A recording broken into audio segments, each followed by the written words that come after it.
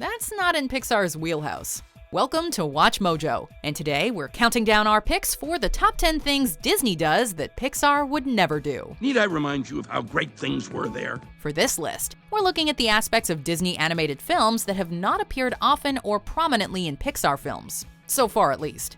Also, we'll be speaking generally here, so not everything is gonna apply 100% of the time. I've been able to observe them at a close-ish sort of range. Yeah? How close? Close enough, and they're, not so bad.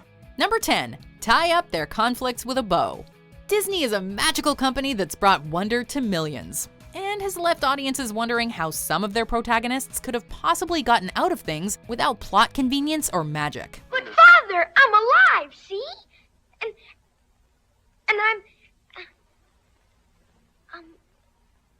I'm real. I'm a real boy! Pixar, on the other hand, generally sees its heroes forced to confront their problems head-on, or struggle through them without taking an easy way out. But the only thing predictable about life is its unpredictability. It's this struggle that generates a lot of empathy towards the characters, and makes us feel that much more for them. That isn't to say Pixar hasn't had some tidy resolutions, but the way in which they resolve has better setup at least. You need me to be happy, but I want my old friends and my hockey team. Number 9, set most of their movies in an old-fashioned fantasy fairy tale world. Pixar has had a few of their movies take place in fantastical or historical worlds, but nowhere to the degree that Disney has.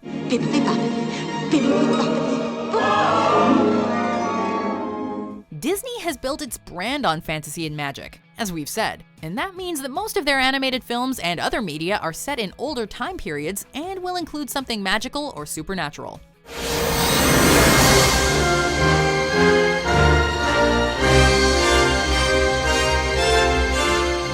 Meanwhile, Pixar has built its own image on more contemporary settings with an unusual twist, turning our world into something magical, rather than taking us to a different place or time to achieve the effect. See that, Mikey? Ted's walking to work. Big deal. Guy takes 5 steps and he's there. Number 8, TV show adaptations. Yes, okay, Pixar has had TV adaptations of a few of their most popular film franchises. Remember Buzz Lightyear of Star Command? Divide, conquer, Mira. But Disney has a leg or 100 up on them when it comes to bringing their big screen successes to the small screen. You're you, I'm me, together we can live in harmony. The company began bringing its biggest hits from the Disney Renaissance of the 1990s to television, making series for The Little Mermaid and Aladdin, among others. Why the long face? Things can't be that bad. The trend has continued to this day with series like Tangled, though with much improved animation. Pixar just hasn't made the same kind of effort on television that its parent company has. Prepare for surrender. Surrender? Madam President, one more chance. Number 7, Broadway adaptations. Disney doesn't only have a reputation for packing movie theaters, but also adapting several of their biggest films into hit Broadway musicals.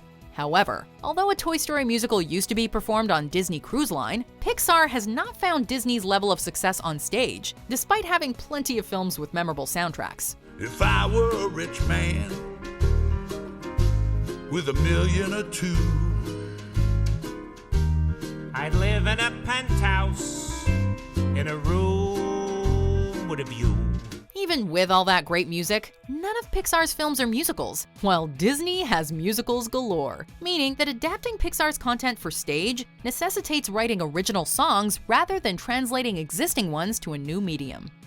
Number 6, live-action versions. Just because it's what's done doesn't mean it's what should be done. Disney has made plenty of smash successes over the years, and they've recently begun to capitalize on that by remaking some of their older films using a live-action medium instead of animation. The bare necessities of life have come to you. The results have been somewhat mixed critically, but were hugely successful financially. Pixar has not been as eager to reap the rewards of nostalgia through remakes. Whether this is because they're a younger company or because they have an ounce of shame, we can't say. They certainly seem like they'd be simpler to realize given their contemporary settings. Number 5, direct-to-video sequels. This is more than my thoughts ever thought it could be. For a moment, just a moment, lucky me. releasing a sequel directly to video instead of giving it a theatrical release has proved very profitable for Disney, particularly since many of said successor films are made far more cheaply than their predecessors. Can you quit with the hocus pocus already? While Pixar has several sequels under its belt, almost all of them have been released theatrically. You will be great. I will be great, and you will too. We will both be great. Although we've already seen that home media and television are not really Pixar's forte, they're also not quite as eager to milk their properties for every dime like Disney seems to be. Besides the Cars franchise, maybe. Oh, and in case you missed it, talk of the track tonight is Lightning McQueen finding yet another way to embarrass himself. Number 4, purely evil villains. You are late. In most Disney movies, you can tell who the bad guy's gonna be right away, whether it's because they just look or act evil, seemingly for the sake of it. Before the sun sets on her 16th birthday, she shall prick her finger on the spindle of a spinning wheel. While they can be a lot of fun to watch, they're rarely very complex. However, Pixar antagonists are given more depth, both in their characterization and in their motivations.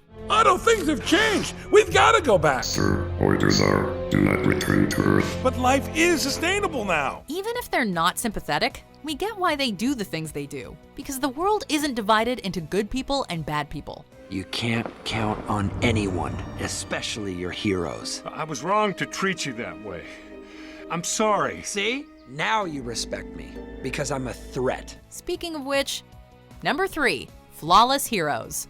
Just as Disney's villains are vile, their heroes are frequently models of virtue and heroism, with the occasional quirk. I give myself very good advice, but I very seldom follow it. That isn't to say they don't struggle or have the occasional flaw, but they're still largely good people, or animals, or whatever. Pixar protagonists are a bit more flawed in that they're not always motivated by the best intentions, which makes them very relatable. Couldn't handle Buzz cutting in on your playtime, could you, Woody? Didn't want to face the fact that Buzz just might be Andy's new favorite toy. So you got rid of him. They can be selfish, jealous, or afraid, and often they have to overcome those character traits and experiences as much as the antagonist. I'm sorry. Riley needs to be happy. Joy? Number 2, musical numbers. 'Cause for the first time in forever, there'll be music, there'll be light. We've already touched on this before, but Disney movies are often musicals with catchy songs sung by the characters, letting us in on their motivations or setting the stage for the story to progress. It's our problem-free philosophy. Hakuna Matata. Although Pixar has original songs too, they're almost always sung by someone who isn't a character, even if they do help set the tone or inform on who a character is. Boy, you got a baby.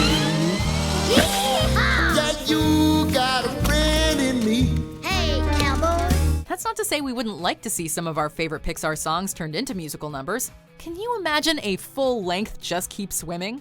Hey, Mr. Grumpy Gills. When life gets you down, you know what you gotta do? I don't want to know what you got to do. Just keep swimming, just keep swimming, just keep swimming, swimming, swimming. Number 1, traditional animation.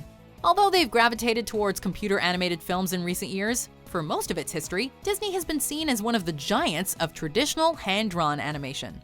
Snow White lies dead in the forest.